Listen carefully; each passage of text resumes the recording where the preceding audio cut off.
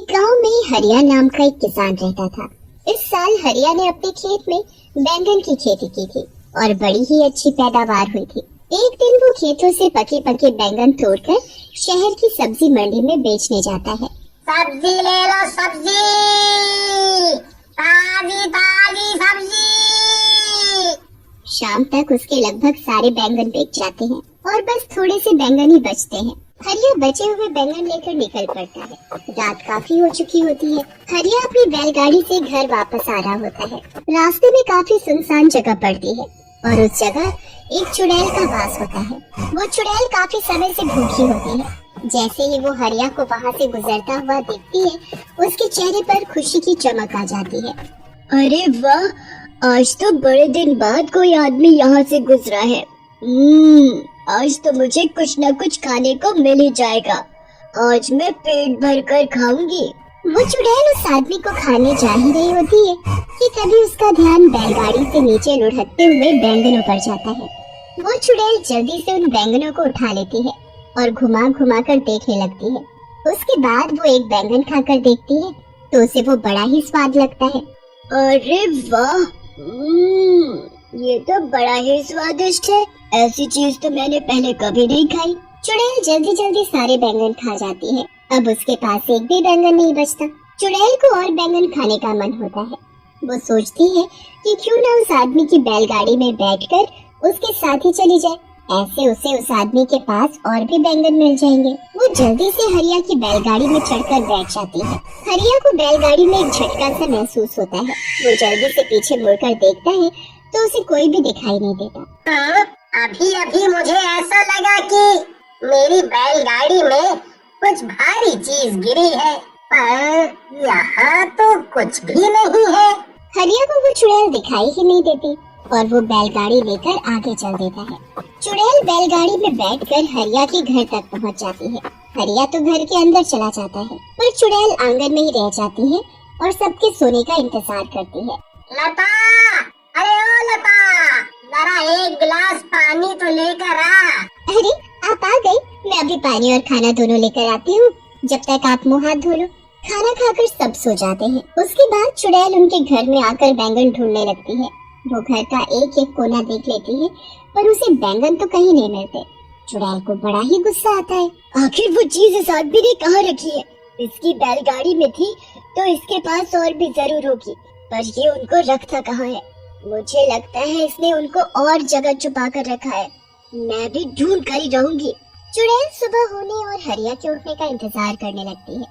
जैसे ही हरिया सुबह उठकर नहा धोकर खेतों में जाता है, चुड़ैल भी उसके पीछे पीछे निकल पड़ती है। हरिया खेतों में जाकर काम करने लगता है। चुड़ैल को अब दूर से ही ढेर सारे बैंगन दिख जाते हैं। वो तो खुशी से पागल हो जाती है। मिल गए, मिल गए। आखिर ये मुझे मिल ही गए। मुझे लग ही रहा था कि इस आदमी ने इतनी स्वादिष्ट चीज कहीं और छुपा रखी है, पर मैंने आखिरकार ढूंढ ही ली। अब चुड़ैल एक एक करके सारे बैंगन खाने लगती है। हरिया थोड़ी देर के लिए कहीं काम से जाता है और इतने में ही चुड़ैल खेतों में लगे सारे बैंगन खा जाती है। जब हरिया वापस आता है तो खेतों से सारे बैंगन गायब देख बड़ा हैरान होता है। अभी तो इन पर इतने सारे बैंगन लगे हुए थे और अब अचानक सारे के सारे बैंगन ऐसे कैसे गायब हो गए? आजकल तो बाजार में बैंगन की कितनी डिमांड है और यहाँ सारे बैंगन गायब हो गए। मुझे तो बड़ा ही नुकसान हो गया। अब मैं करूँ तो क्या करूँ? हरिया वहाँ सर पकड़कर रोने लगता है। उसके महीनों की मेहनत बर्बाद हो जाती है। चुड़ैल हरिया को ऐसे रोते देखती है तो उसे बहुत ही बुरा लगता है। उसे समझ ही नहीं आ रहा होता कि अब वो कैसे सब कुछ ठीक करे जिससे हरिया का कोई नुकसान ना हो। मेरी वजह से इस भले आदमी का इतना नुकसान हो गया। इसके सारे बैंगन मैं खा गई। अब मुझे ही दोबारा इनको उगाना होगा। अगले दिन हरिया इस टेंशन में बहुत बीमार पड़ जाता है और उसका खेतों पर जाना बिल्कुल बंद हो जाता है। चुड़ैल इसी चीज का फायदा उठाती है और अगले दिन से खुद खेतों में काम करना शुरू करती है। वो पूरा खेत पहले अच्छे से साफ करती है और फिर उसमें बीज बोती है। उसके बाद वो रोज खेतों में पानी डालने आती है। बड़ी मेहनत के बाद वो बैंगन के पौधे उगने शुरू होते हैं चुड़ैल उनको देख बड़ी ही खुश होती है। अरे वाह, आखिर मेरी मेहनत रंग ला रही है। आज इसमें पौधे निकलना शुरू हुए हैं, कल ये बड़े भी हो जाएंगे और फिर इनमें बैंगन लगेंगे। चुड़ैल अब उनके बड़े होने का इंतजार करने लगती है, पर वो तो अभी भी वैसे के वैसे ही होते हैं। अब चुड़ैल को समझ आ जाता है कि ये पौधे इतनी जल्दी थोड़ी बड़े हों। फिर वो परेशान हो जाती है कि कैसे उनको जल्दी बड़ा किया जाए, जिससे कि उसमें समय से पहले ही बैंगन उगना शुरू हो जाए। चुड़ैल इस बात का हल निकालने के लिए फिर वापस उसी जगह पर जाती है जहाँ उसका वास था। वहाँ जाकर वो अपनी चुड़ैलों में सबसे शक्तिशाली चुड़ैल के पास जाती है और उससे इसका हल पूछती है। हे चुड़ैलों की चुड़ैल, मुझे कोई ऐसा उपाय दो जिससे मैं जल्दी से खेतों में बैंगन उगा सकूं। क्या? ये तू क्या बोल रही है? तुझे बैंगन की खेती करने की क्या जरूरत पड़ गई? बस मैं क्या बताऊं, मैंने पहली बार बैंगन चखे और वो मुझे इतने स्वाद लगे कि मैंने किसी गरीब और भले आदमी के खेतों के सारे बैंगन खा लिए। बेचारा इस सदमे में बीमार हो गया, बहुत रो रहा था, तो मुझे देखकर बिल्कुल अच्छा नहीं लगा। मैंने उसकी मदद करने की कोशिश की और उसके खेतों में फिर से बैंगन की खेती शुरू कर दी, पर अब वो पौधे अपने तरीके से धीरे धीरे उग रहे हैं। ऐसे तो वो बहुत वक्त लगाएंगे और महीनों में उसमें बैंगन उगेंगे। बेचारा वो आदमी तब तक क्या बेचेगा और कैसे अपना घर चलाएगा?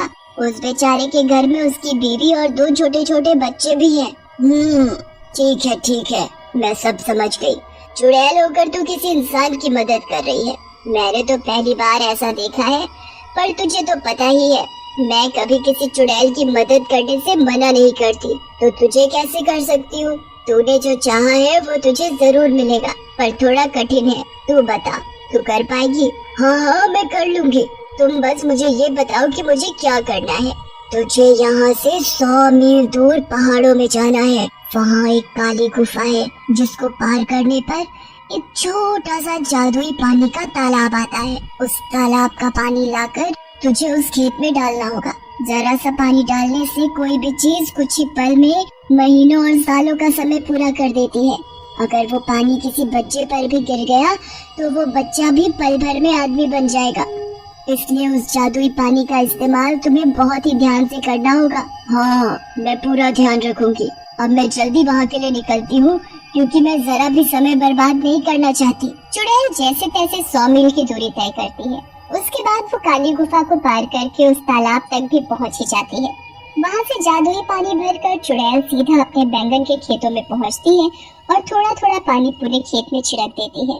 उसके बाद चुड़ैल वहाँ से चली जाती है। अगली सुबह जब चुड़ैल वापस आकर देखती है तो चारों तरफ बैंगन ही बैंगन लगे होते हैं। अरे वाह, आखिर मैंने बैंगन की खेती कर ही ली। मैंने इतने सारे बैंगन उगा ही दिए।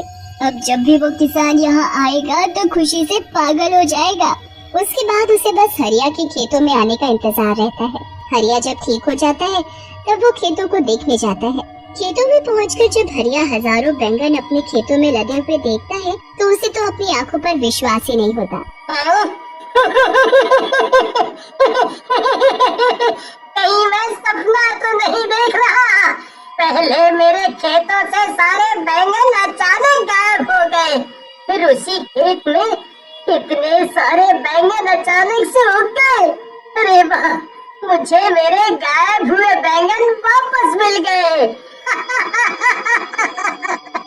हरिया सारे ताजे ताजे बैंगन तोड़कर टोकरों में भरने लगता है।